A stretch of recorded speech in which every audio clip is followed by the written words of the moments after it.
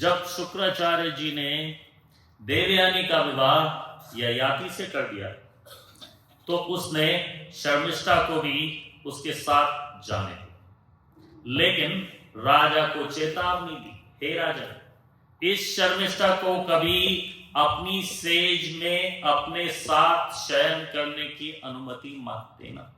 31 देवयानी के सुंदर पुत्र को देखकर एक बार शर्मिष्ठा गर्भाधान हेतु सुयोग्य समय पर राजा ययाति के निकट पहुंची। उसने एकांत स्थान में अपनी सखी देवयानी के पति राजा ययाति से प्रार्थना की कि वे उसे भी पुत्रवती बनाए। श्लोक 32।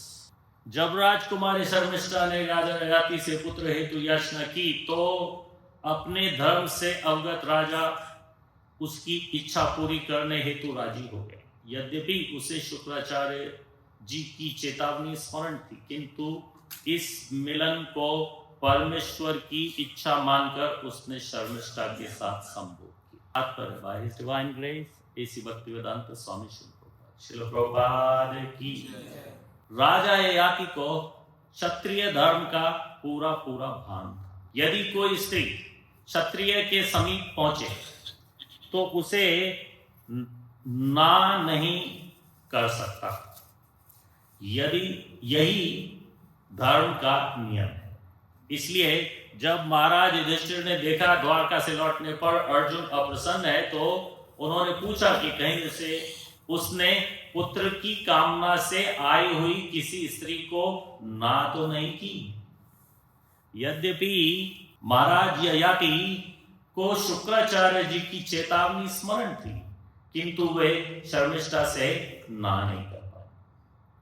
उन्होंने सोचा कि उसे पुत्र दान देना बुद्धिमानी होगी, अतएव उन्होंने उसके मासिक धर्म के पश्चात उससे संभोग किया।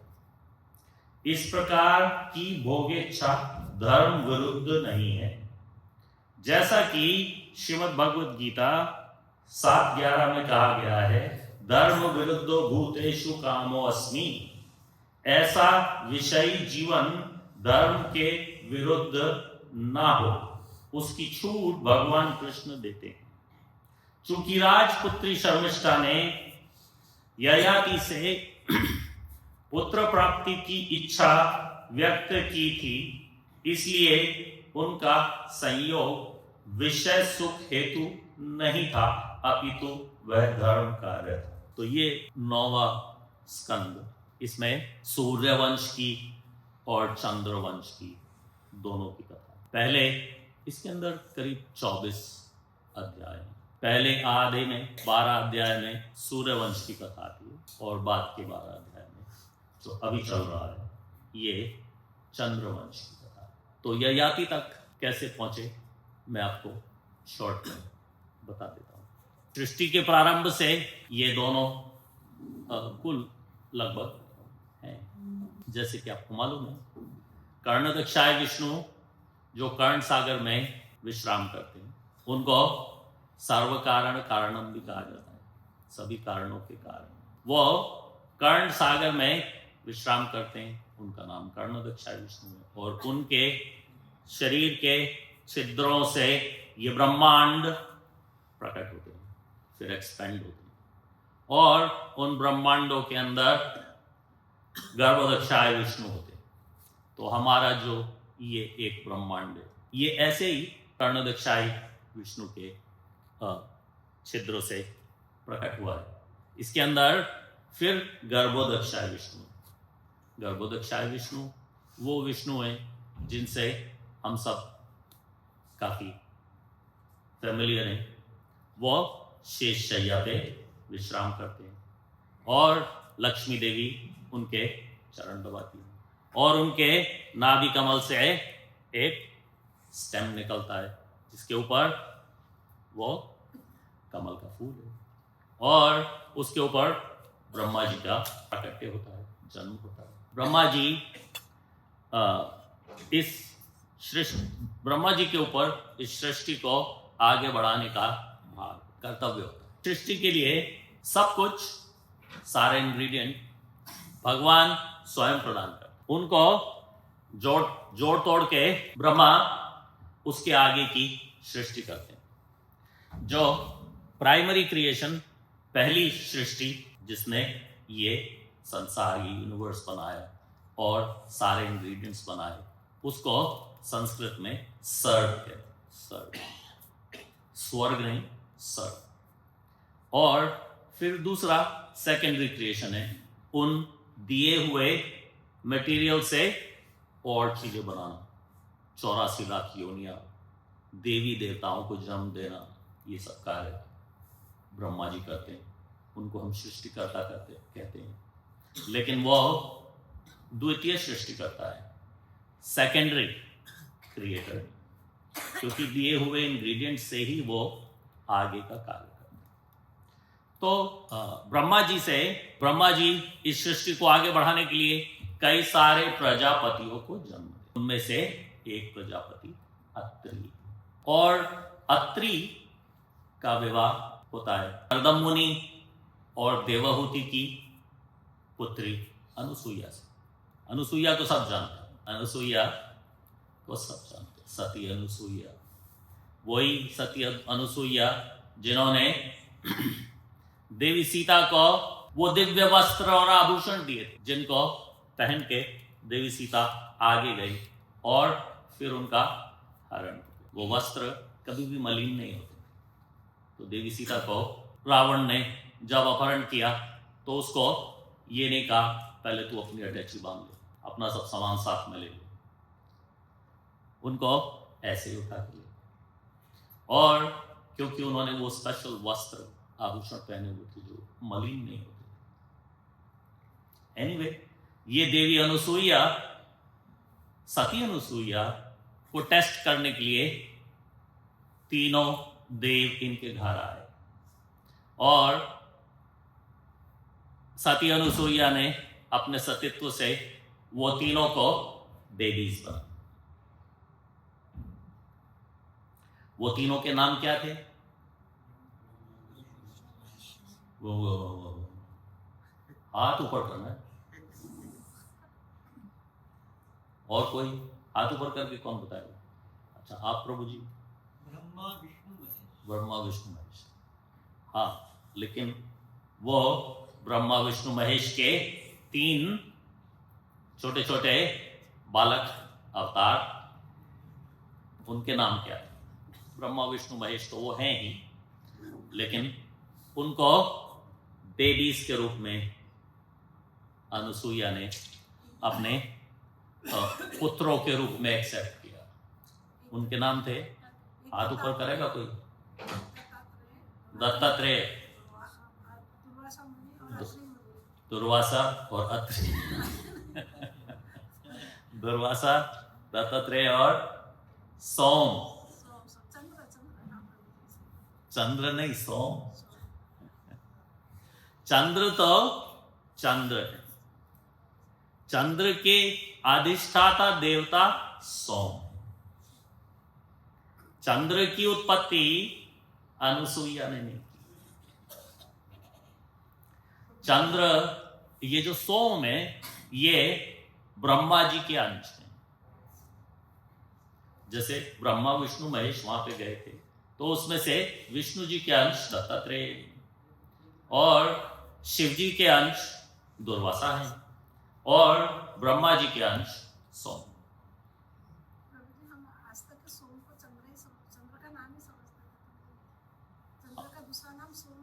या ये नहीं, चंद्र चंद्र है। जो चंद्र हमें दिखता है वो सोम नहीं है, वो चंद्र, ठीक है। उसके वो एक स्थान है, एक पूरा का पूरा, एक तरह से कहा जा सकता है राज्य।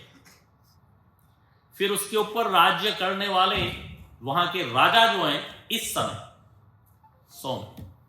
कल को वो राजा चेंज भी हो सकते हैं और होंगे भी। इस मनवंतर के बाद चंद्र ग्रह का राजा कोई और ही होगा, सोम हो ऐसा जरूरी नहीं, उनका नाम सोम हो, कुछ भी हो। जैसे कि आपने सुना है सूर्य सूर्य भी है और एक विवस्वान भी। विवस्वान सूर्य नहीं है, सूर्य विवस्वान नहीं है। सूर्य ग्रह के राजा विवस्वान, इस समय विवस्वान है, कल को विवस्वान चेंज भी हो जाएंगे, हमेशा विवस्वान नहीं। तो इस तरह से ये तीन अनुभूतियां प्रकट हुई। इनको बड़े होने के बाद देवी के रूप में अनुसुईया ने प्राप्त किया। अनुसुईया ने उनको पाला पोसा, बड़े हो गए तो ये तो ब्रह्मा विष्णु महेश के अंश हैं, इनको अलग अलग अपनी अपनी सेवा दे दी गई। दत्तात्रेय भक्तों पे करुणा करने के लिए चले गए। और दुर्वासा, जो आप जानते ही हो दुर्वासा तो क्या क्या करते हैं। दुर्वासा बेसिकली वृंदावन आ गया। दुर्वासा का घर कहाँ है? वृंदावन, ब्रजधाम में आ गए। और दुर्वासा ने क्या कुछ भी किया, लेकिन जो सोम थे उनको ब्रह्मा जी ने चंद्रमा का राज्य दे दिया। और बड़े हो गए तो उनको ये सारे संसार की जितनी भी वनस्पति, पेड़ पौधे, यहां तक कि ब्राह्मण भी, सबका राजा बना दिया कि इन सबके राजा आप। तो ये चंद्रवंश की कथा बता रहा हूं। तो ये सब इतना ज्यादा प्राप्ति होने से सोम ब्रह्मा के अंश हैं, ब्रह्मा नहीं। ब्रह्मा भी गलती कर लेते हैं क्योंकि ब्रह्मा भी परफेक्ट नहीं। तो सोम से भी गलती हो गई। क्यों हो गई? भागवतम में ऐसा बताया कि उनको अहंकार हो गया। अहंकार वश उनको, अहंकार की वजह से उन्हें लगा ओ मैं तो कुछ भी कर सकता। उन्हें बृहस्पति की पत्नी पसंद आ गई। उन्होंने बृहस्पति की पत्नी का हरण कर लिया। अब बृहस्पति चंद्र के गुरु भी हैं। ये देवी देवताओं में काउंट होते हैं चंद्रमा। और देवी देवताओं के गुरु कौन? बृहस्पति। अब बृहस्पति कह रहे ये क्या, मेरी पत्नी को ही अपहरण कर लिया। खूब समझाया, खूब मनाया। उनकी पत्नी का नाम है तारा। चांद ले गया तारा को। अब जब ये माने नहीं तो बृहस्पति ने जाके इंद्र से कंप्लेन किया। सभी देवी देवताओं ने सुना कि ये क्या, अपने गुरु माता का कोई हरण करता है, ये तो बहुत खराब है। उधर से शुक्राचार्य को पता चल गया। इधर देवी देवताओं ने चंद्र को समझाने की कोशिश की और जाके युद्ध की धमकी दे आए। हम सब मिलके तेरे ऊपर आक्रमण करेंगे, तैयार रहना। शुक्राचार्य को पता चल गया, अच्छा चंद्र के ऊपर अकेला आक्रमण करना चाहते हैं सारे देवी देवता। कोई बात नहीं, मेरे सारे अनुयायी दानव, राक्षस, असुर, वो सब चंद्र की तरफ से लड़ेंगे। बेकार में दो पार्टी हो गई और सुर असुर का महाभयंकर संग्राम हो गया। कई दिनों तक संग्राम चलता रहा। तो जब ब्रह्मा की दृष्टि में आया तो ब्रह्मा स्वयं आ गए बीच बचाव करने, बीच में आके खड़े हो गए। क्या ये क्यों युद्ध हो रहा है, क्यों आप लोग? कुछ नहीं, इसने चंद्रमा ने बृहस्पति की पत्नी को अपहरण कर लिया, चुरा लिया, वापस नहीं गया। डांटा ब्रह्मा ने चंद्र को, हे चंद्र ये क्या, किस तरीके का बिहेवियर? चलो बृहस्पति की पत्नी तारा को वापस कर। अब चंद्र हाथ जोड़ के खड़े हो गए। अच्छा ठीक है, ब्रह्म वाक्य है, ब्रह्मवाक्य के अगेंस्ट तो जाया नहीं जा सकता। चंद्रमा का अहंकार एक तरह से टूट गया और उन्होंने तारा को वापस कर दिया।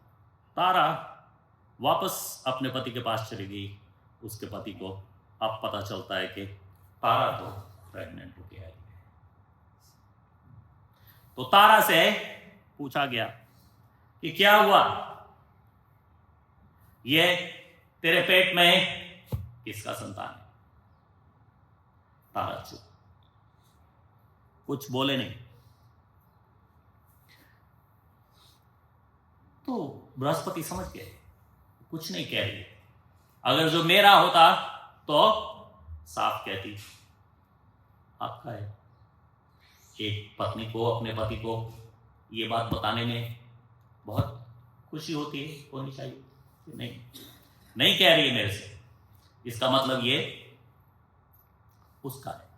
बृहस्पति ने कोशिश की कि ये इसका गर्भपात हो जाए, फिजिकली नहीं, मंत्रों से कैसे भी, लेकिन वो हुआ नहीं।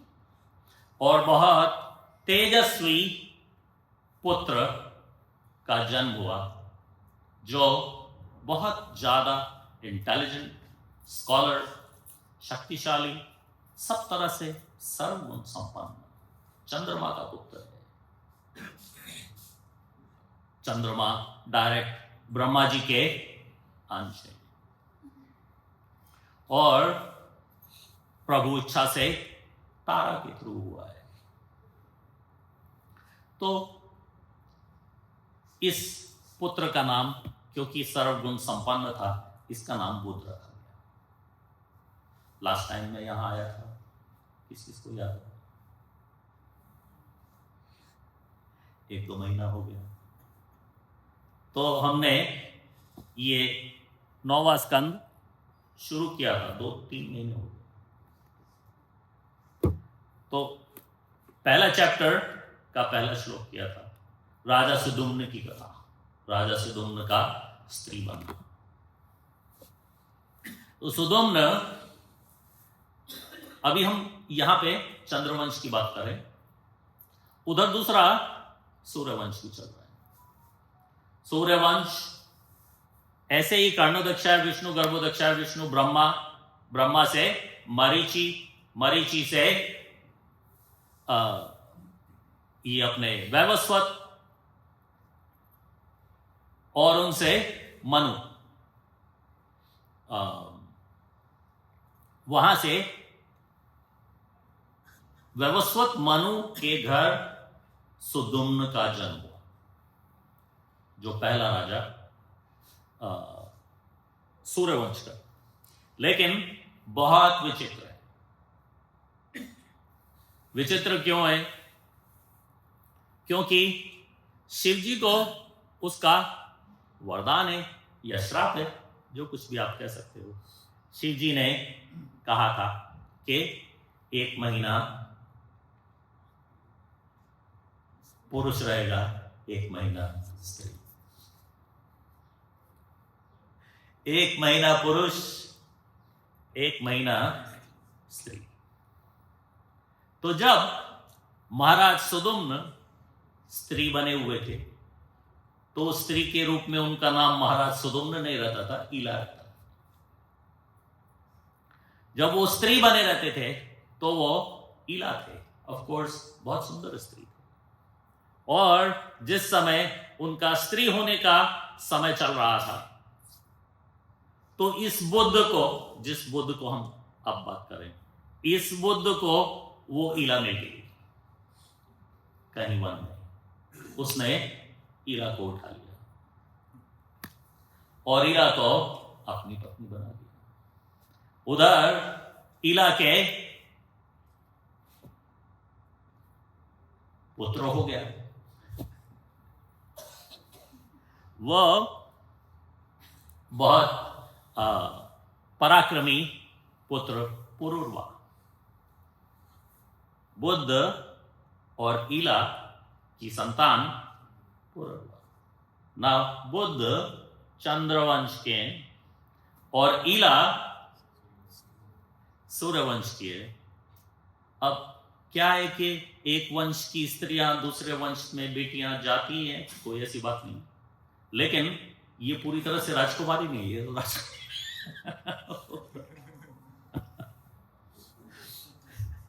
उससे उसकी जब वो राजकुमार के रूप में, राजा के रूप में, महाराज के रूप में होता है, तो उधर उसकी दूसरी फैमिली चल रही है, और इधर बुद्ध के साथ वो पत्नी के रूप में होता है, तो उधर दूसरी फैमिली चल रही है। तो बुद्ध और इला के पुत्र हुए पुरुरवा। पुरुरवा अत्यंत तेजस्वी थे।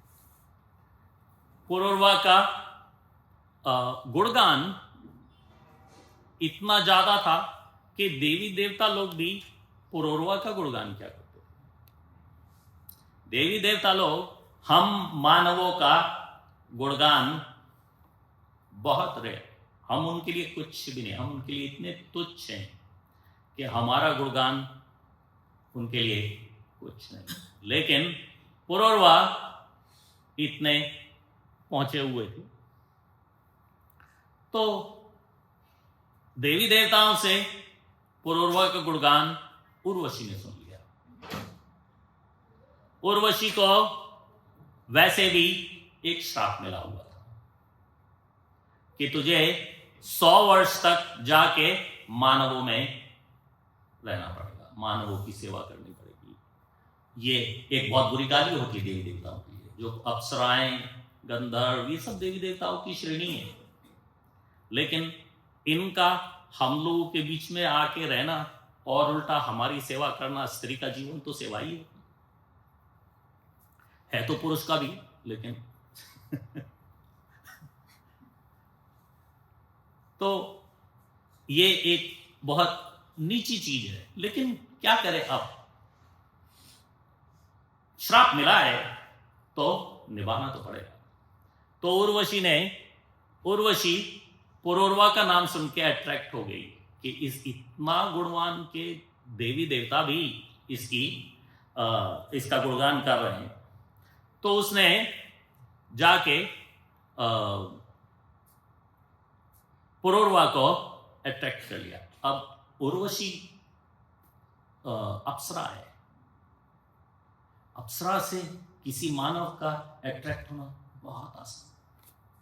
अप्सराएं बहुत सुंदर होती हैं, वो कुछ लोग उनको कहते जन्नत की हूर, ये जन्नत की हूर ये 130 फुट की है कि पता नहीं कि नहीं, लेकिन हमारे हिसाब से जन्नत की हूर तो यही है। तो जब उर्वशी पुरुरवा के सामने आई तो रिझाने के लिए, तो पुरुरवा ने उससे शादी का प्रस्ताव रखा। कौन हो तुम? कि मैं उर्वशी कौन नहीं जानता, हमारे सब शास्त्रों में उर्वशी का नाम है। तो मेरे से विवाह करेगी? क्या? हाँ कर लूंगी, लेकिन मेरी 3 शर्तें। क्या शर्तें? मेरे पास 2 भेड़े हैं, मैं देख रहा हूं आपको, 2 भेड़े हैं, आपको महाराज इन 2 भेड़ों की रक्षा करनी पड़ेगी। महाराज कहते माय गॉड, मैं चक्रवर्ती सम्राट, सारे विश्व पे राज्य कर रहा हूं, मैं 2 भेड़ों की रक्षा कोई बात नहीं, मैं तुम्हारी 2 भेड़ों को Z+ की सिक्योरिटी लगा दूंगा। और बोलो, दूसरा ये है कि मैं खाती केवल घी हूं। देवी देवता की कैटेगरी है, देवी देवता लोग घी खाते, इसलिए हवन में उनको खूब घी खिलाया जाता है। घी से बनी हुई वस्तुएं या घी ना, मैं शुद्ध देसी घी, गाय का, भैंस वाला नहीं, केवल गाय का शुद्ध देसी घी खाती हो। आप अफोर्ड कर लोगे? मगर यहाँ कोई प्रॉब्लम नहीं, मैं कर लूंगा, लेकिन एक तीसरी शर्त है। वो क्या है कि मैं कभी भी आपको नग्न नहीं देखना चाहती। जब आप मेरे साथ सहवास कर रहे, मैं तुम कर रहे, उस समय तो रहोगे ही नग्न, लेकिन उसके अलावा मैं आपको नग्न देखना नहीं चाहता। राजा ने कहा, ये क्या, मैं राजा हूं, मैं कोई ऐसे ही नग्न घूमता रहता हूं। तो राजा ने कहा, ठीक है, तीनों शर्त मुझे मंजूर है, चलो। दोनों का विवाह हो गया, दोनों अच्छी तरह से रहने लगे। एक दिन गंधर्वों ने उर्वशी को वापस प्राप्त करने के लिए रास्ता खोज लिया। जो Z+ सिक्योरिटी थी वो तो दूसरे मानवों से थी। अब कोई देवी देवता आके किसी भेड़ को चुराना चाहे तो Z+ सिक्योरिटी वो तो कहीं से भी आ सकते हैं, कुछ भी कर सकते हैं, जमीन के नीचे से भी आ जाएंगे, ऊपर से भी आ जाएंगे। तो उन्होंने कहा उर्वशी को वापस बुलाने का एक ही तरीका है, एक भेड़ उठा लो, शर्त टूट जाएगी, उर्वशी वापस आ जाएगी। एक भेड़ उठा ली, उधर शोर मच गया। Z+ सिक्योरिटी जब बचा नहीं पाई तो उन्होंने शोर मचा दिया। तो पुरूरवा तक बात पहुंची। पुरूरवा उस समय अपनी उर्वशी के साथ में अकेले थे, सहवास में थे, नग्न थे। तो भेड़ की चोरी होते ही उर्वशी ने दुष्शब्द कहने शुरू कर दिए राजा को कि क्या तुम एक नंबर के नपुंसक हो, मेरी 2 भेड़ों की रक्षा तुम्हारा सारा राज्य कर नहीं पा रहा, बहुत बड़ा बुरा। महाराज को क्रोध आ गया, वो वैसे ही तलवार उठा के निकल गए ढूंढने के लिए कि कौन ले गया भेड़। जब ऐसे ही तलवार उठा के निकल गए और जाके गंधर्वों को खोज लिया तो गंधर्वों के शरीर की से निकलती हुई लाइट राजा के शरीर पे पड़ी और वो नग्न थे, और उर्वशी ने राजा को नग्न देख लिया युद्ध करते हुए। कंडीशन टूट गई, शर्त की गड़बड़ हो गई। अब अप्सरा उर्वशी को बहाना मिल गया, छोड़ दी। अब ये कह रहे हैं मेरी पत्नी थी, मैं राजा हूं। तो खूब ढूंढा तो कहीं किसी समय वो कुरुक्षेत्र में बाकी के और देवी देवताओं के साथ में आई हुई थी और पुरूरवा को फिर से मिल गई। पुरूरवा ने बहुत उनसे अनुनय विनय की, उनको धमकी दी कि मैं तुम्हारा पति हूं, तुम मेरा मरे का मुंह देखोगी, ये वो। तो उसने बताया कि नहीं, ऐसा कुछ नहीं है, ये जो अप्सराएं हैं उनका ऐसा ही स्वभाव होता है, अप्सराओं का कोई पति नहीं होता, हमारा ऐसा ही स्वभाव है। लेकिन आप राजा हो ये मुझे मालूम है, और आपसे विवाह करके मुझे आपको उत्तराधिकारी देने का कर्तव्य हो गया था, ये मुझे मालूम है। मेरे पेट में आपका संतान। तो देवी देवताओं से मिलके, गंधर्वों से मिलके कुछ यज्ञ वगैरह करके ऐसी डील बना दी गई कि साल में एक बार उर्वशी इसके पास महाराज पुरूरवा के पास आई। साल में एक बार। देवी देवताओं का तो एक ही दिन होता है, हमारा एक साल हो जाता है। तो अपने हिसाब से तो रोज आ रही है, लेकिन हमारे हिसाब से साल में एक बार। तो अपने हिसाब से उसने ये कहा कि ठीक है, मैं रोज आपसे मिलने, पुरूरवा के लिए तो साल में एक बार। तो वो आती रही, जाती रही, और इस तरह से आने जाने में उन्होंने अपना वो टाइम पूरा किया। इस बीच उर्वशी के 6 पुत्र हुए महाराज पुरुर्वा से। इसी कुल में आगे गादी हुए। गादी को सब जानते हैं। गादी के पुत्र कौन है? विश्वामित्र। गादी पुत्र विश्वामित्र।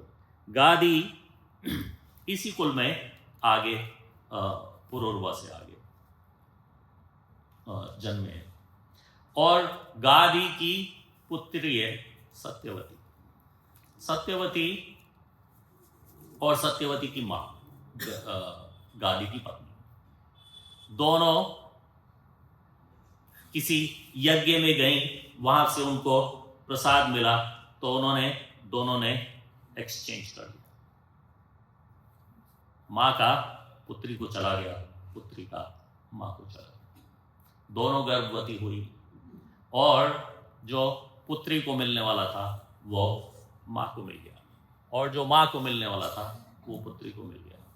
तो पुत्री के घर जमदाग्नि का जन्म हुआ। पुत्री को एक तरह से बुरा पुत्र मिला। क्यों? किस प्रकार से बुरा? कि ये क्रोधी बहुत होगा, आपका पुत्र क्रोधी बहुत होगा। तो उसने माफी मांगी, चल ठीक है, तेरा नहीं होगा, तेरा पोता होगा। तेरा पुत्र क्रोधी नहीं होगा, तेरा पोता क्रोधी हो जाएगा। तो उनके घर जमदाग्नि का जन्म और सत्यवती के, और जमदाग्नि के घर परशुराम का जन्म। समझ में आ रहा है सब? तो अब जमदाग्नि का विवाह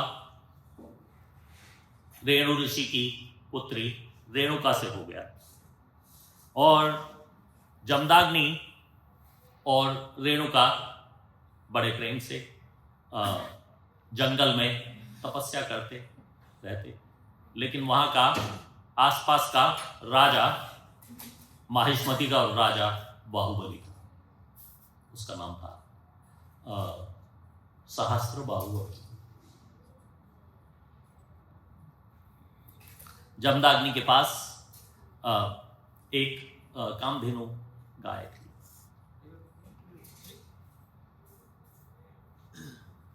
और एक बार सहस्त्रबाहु अर्जुन अपने दल बल के साथ जंगल जा रहे थे, तो उन्हें जमदाग्नि ने भोजन के लिए इनवाइट कर दिया, और इतनी बड़ी फीस्ट बना के दी कि सब हैरान हो गए कि हम सब इतने सारे लोगों के लिए एकदम से इतनी बड़ी फीस्ट, इतना तो इस्कॉन वृंदावन में भी नहीं हो सकता। कैसे इतनी बड़ी फीस्ट इसने जमदाग्नि ने बना ली? तो पता चला कि इसके पास कामधेनु गाय सुरभि। तो सहस्त्रबाहु अर्जुन ने डिसाइड किया कि ये क्या, ये जंगल में रहने वाला तपस्वी क्या करेगा कामधेनु गाय का? कामधेनु गाय तो हम जैसे राजाओं के पास होनी चाहिए। ये कितनी फीस्ट करेगा जंगल में? हमारे यहां तो रोज फीस्ट होती है। तो उन्होंने कामधेनु को उसके बच्चे समेत उठा लिया, अपहरण कर लिया, ले गए। उस समय परशुराम जी घर पे नहीं थे। वापस घर आए तो पता चला कि पिताजी बहुत दुखी हैं। उनकी गाय ये सहस्त्रबाहु अर्जुन ले गए। परशुराम तो परशुराम है, उन्होंने अपना फरसा उठाया और गए सहस्त्रबाहु अर्जुन को ढूंढने के लिए। ये पहला एनकाउंटर है। जमदाग्नि को पता नहीं कि मेरा पुत्र कितना शक्तिशाली है। इन्होंने जाके पूरे की पूरी सेना और सहस्त्रबाहु अर्जुन, जिसके आगे रावण भी चीटी था, उसको मार। सहस्त्रबाहु अर्जुन के एक फरसे में सारे के सारे 1000 हाथ काट दिए और सहस्त्रबाहु अर्जुन को मार दिया। सारी सेना समेत उसको हरा दिया। अब जब ये वापस पहुंचे तो जाके बड़ी खुशी से अपने पिता को बताया, ओह माय गॉड, ब्राह्मण होते हुए ऐसा कार्य किया, राजा को मार ही दिया, सारी सेना को मार दिया, ये क्या? कि कुछ नहीं, मैं तो वहां पहाड़ बना के आया हूं। उनके सर काट काट के सरों का पहाड़ बना के आया। तो वो तो जमदग्नि ब्राह्मण थे, नाराज हो गए परशुराम जी से कि नहीं, तुम जाओ और तुमने बहुत बुरा किया, अब उसका क्या किया जा सकता है? जाओ पश्चाताप करो, तीर्थ यात्रा करो, सब जगह जाके भगवान से प्रार्थना करो, सब जगह जाके माफी मांगो। परशुराम को भेज दिया गया और उधर से सहस्त्रबाहु अर्जुन के पुत्र, जो उस समय युद्ध के समय इधर उधर भाग गए थे, वो अपनी जो कुछ भी बची कुची सेना एकत्र करके लाए और उन्होंने सोचा कि ये परशुराम आके हमारे पिता का वध कर गया, हम जाके इसके पिता का वध करें। बदला लेने के लिए वो जमदग्नि का वध करने के लिए आए। उनको पता था कि ये लोग सर काट भी दो किसी का तो उसको जोड़ने की विद्या जानते हैं, तो सर काट के वो साथ में ले गए। तीर्थ यात्रा से परशुराम वापस आए, उन्हें पता चला कि मेरे पिता का सर काट के ले गए ये लोग। वो वापस जाके उनका सर वापस ले आए और इन पुत्रों को भी युद्ध में हरा दिया।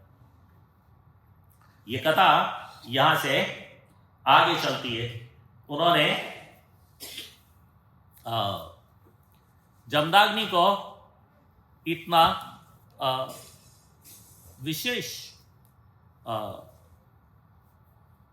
ऋषि बना दिया कि जमदग्नि की सप्त ऋषियों में काउंटिंग हो गई। ऋषियों के लिए सप्त ऋषि में काउंट हो जाना एक सबसे बड़ी उपलब्धि है, उससे बड़ी उपलब्धि और कुछ नहीं। सप्त ऋषियों में काउंट कर दिया। अब आगे 17वें अध्याय में पुरुरवा के ज्येष्ठ पुत्र आयु की कथा। आयु पुरुरवा का सबसे बड़ा पुत्र, पुरुरवा के पुत्र जो उसको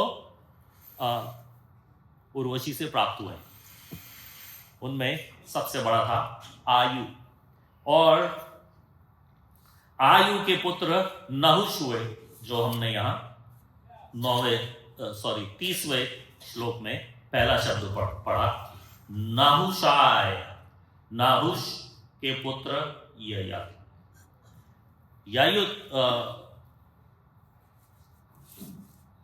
पुरुरवा के पुत्र आयु, आयु के पुत्र नाहुष। नाहुष के 6 पुत्र हैं। 6 पुत्र में से नंबर 2 पे ययाति। ययाति को राजा बनाया गया क्योंकि उनके नंबर 1 जो थे वो ऐसे सैफरॉन पहन के इस्कॉन ज्वाइन करके ब्रह्मचारी आश्रम में जाके बैठ गए,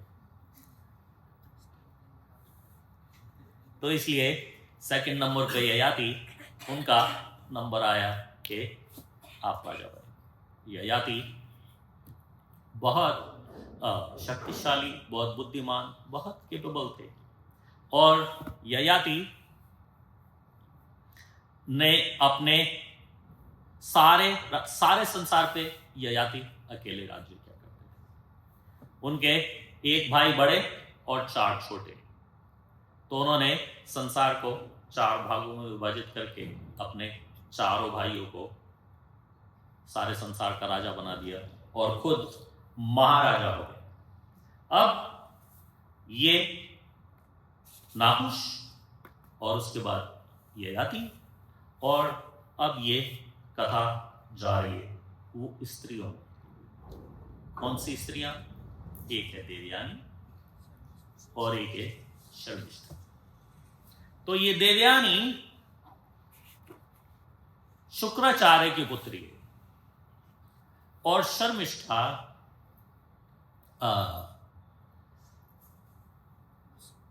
असुर राज,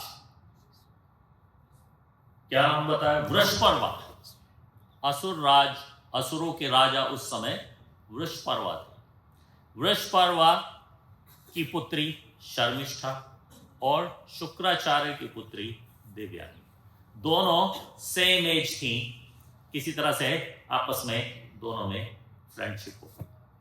अब एक तरह से स्त्रियों में देखा जाए तो बहुत शक्तिशाली हैं ये दोनों।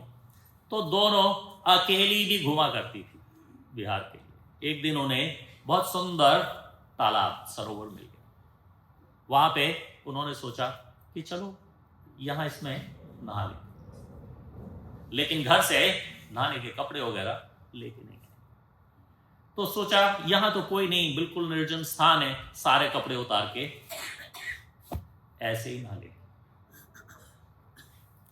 ये नग्न नहाने की कई सारी कथाएं भागवतम में। गोपियां भी नग्न नहाने गई थी और नलकुबेर और मणिग्रीव और उनके साथ में वो सब स्त्रियां भी नग्न नहा रही थी। तो सब जगह ये नग्न होके नहाने को मना किया गया। कुछ ना कुछ अनिष्ट होगा, और अनिष्ट हो गया।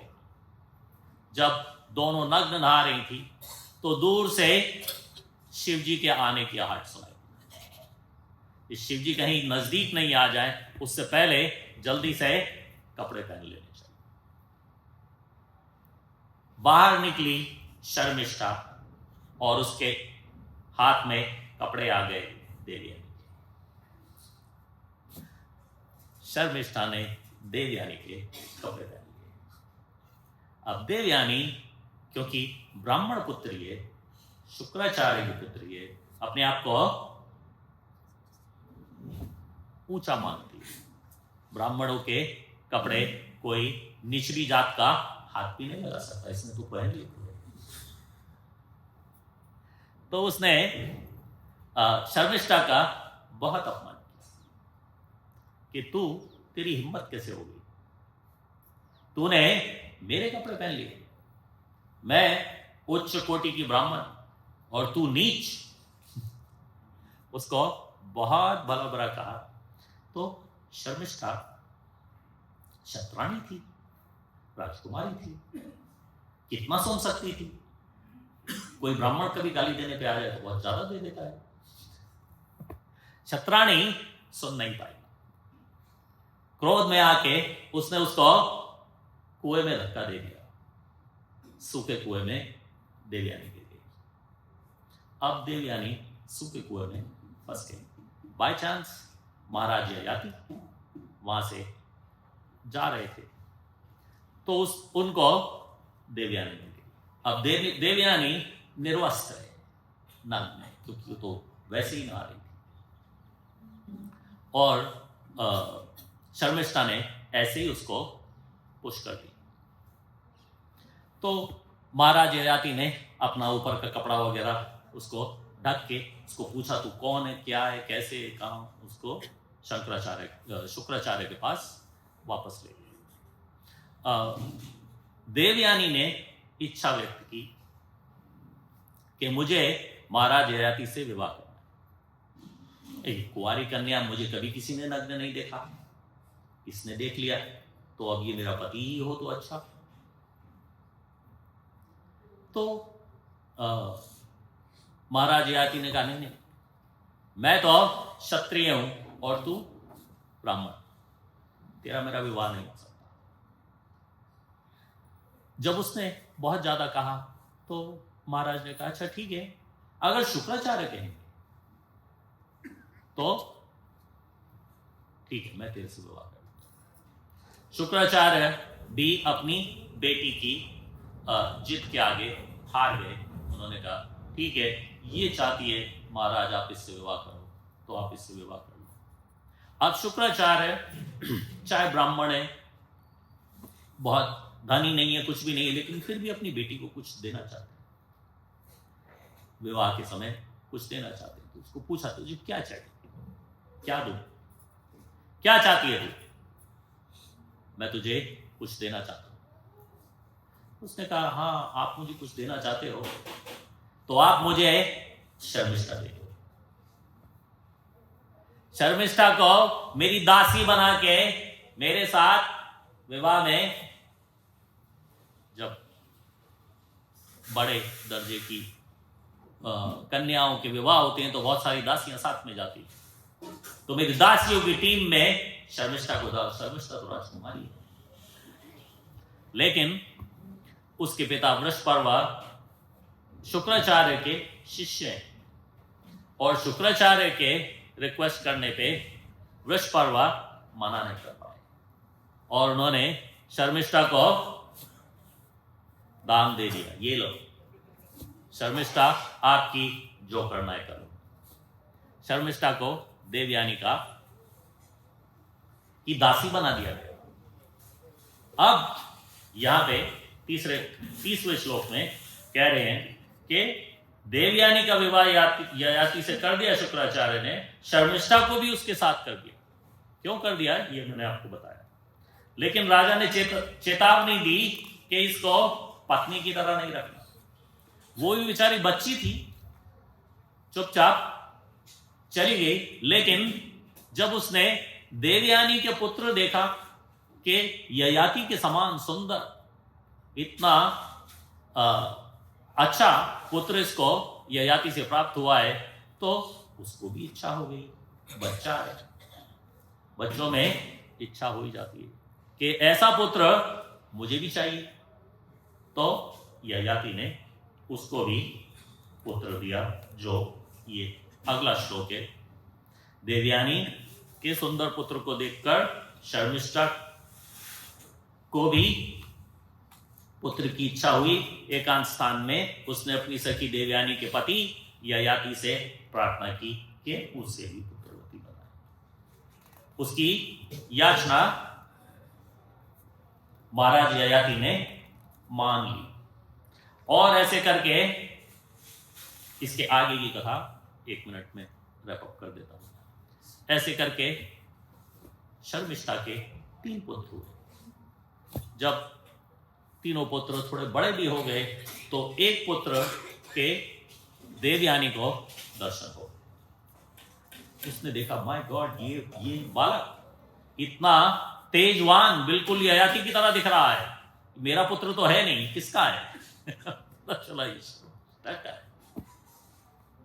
तो शर्मिष्ठा से देवयानी नाराज हुई, मैं इसको यहां दासी बनाने के लिए लाई थी। इसने तो राजा के 3 पुत्रों को जन्म दे दिया। तो देवयानी नाराज हो गई, नाराज होकर अपने पिता के घर चली गई। उसके पिता ने ययाति को श्राप दे दिया कि तुझे बहुत ज्यादा जवानी चढ़ी है, तेरी जवानी खत्म, बिकम ओल्ड मैन। तो जब राजा ने बहुत कहा तो शुक्राचार्य ने छोड़ दिया, अच्छा चल कोई बात नहीं, अगर जो कोई तुझे अपनी जवानी दे दे तो तू फिर से जवान हो सकता। अब ययाति के अपनी पत्नी देवयानी से बहुत सारे पुत्र हैं, लेकिन कोई अपनी जवानी पिता को देने के लिए तैयार नहीं है। लेकिन उनका एक पुत्र पुरु, वह अपनी जवानी पिता को देने के लिए तैयार हो गए। ययाति ने फिर बहुत सारे साल तक उसकी जवानी को एंजॉय किया, और उसके बाद उन्हें विरक्ति हो गई, उसकी जवानी उसको वापस कर दी और अपना राज्य भी पुरु को दे दिया। तो ये शॉर्ट में सारे चंद्रवंश की, ययाति की सब कथा मैंने आपको सुना दी। जगत गुरु शिल प्रभुपाद की निताय गौर प्रेमानंद।